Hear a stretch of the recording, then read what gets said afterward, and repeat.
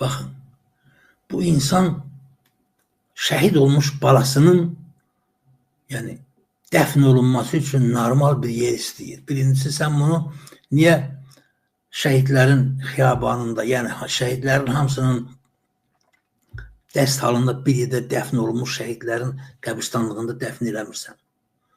Aparırsan Yasamalda deyək ki, ümumi qəbristanlıqda həmin o şeydə, Qurd qapısında o qurudulmuş gölün aşağısında bataqlığın içində dəfn edirsən. Niyə?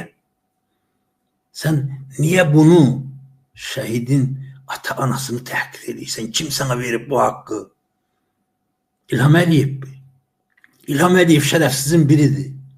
İlham Əliyev dələduzdur. İlham Əliyev adını nə qoyursan qoy. Bəs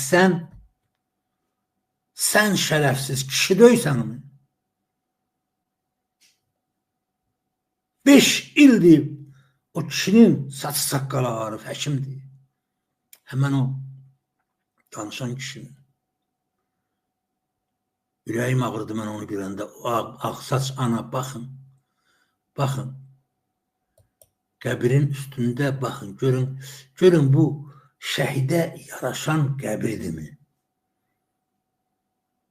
5 ildir həmən o qəbri oradadır və heç kimin vecinə deyil ki, bunu buradan götürüb dəyişmək lazımdır.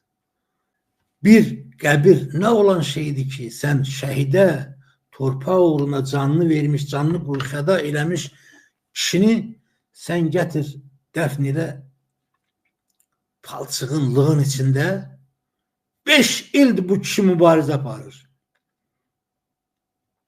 Və bizim heç birimiz də eşitmirik. Oturub bundan sonra, mən bilmirəm bu Yasamalın icra başçısını mən bilmirəm kimdir. Lap deyək ki, lap heç Azərbaycanlı deyil. Kürtdür, ermənidir, ya da erməni-kürt qarşığıdır. Kim olur olsun dəxli fərq edəməz. Sənin kişiliyin, ləyaqətin yoxdur mu? 2 metr uzunluğunda, 2 metr enində bir torpaq Yasamal rayonunda o şəhidlərin yanında bir yer tapa bilmirsən, amma şərəfsiz. 5 ildir bu həmən o anı ilə ata ağlayırlar, gedirlər, o ana qapılar döyürlər. Yəni, bu torpaq uğrunda haqq 20% torpağı azad eləmiş şəhidin 2 metr torpağa qıymadın mı? Halbuki o torpaq onun haqqıdır.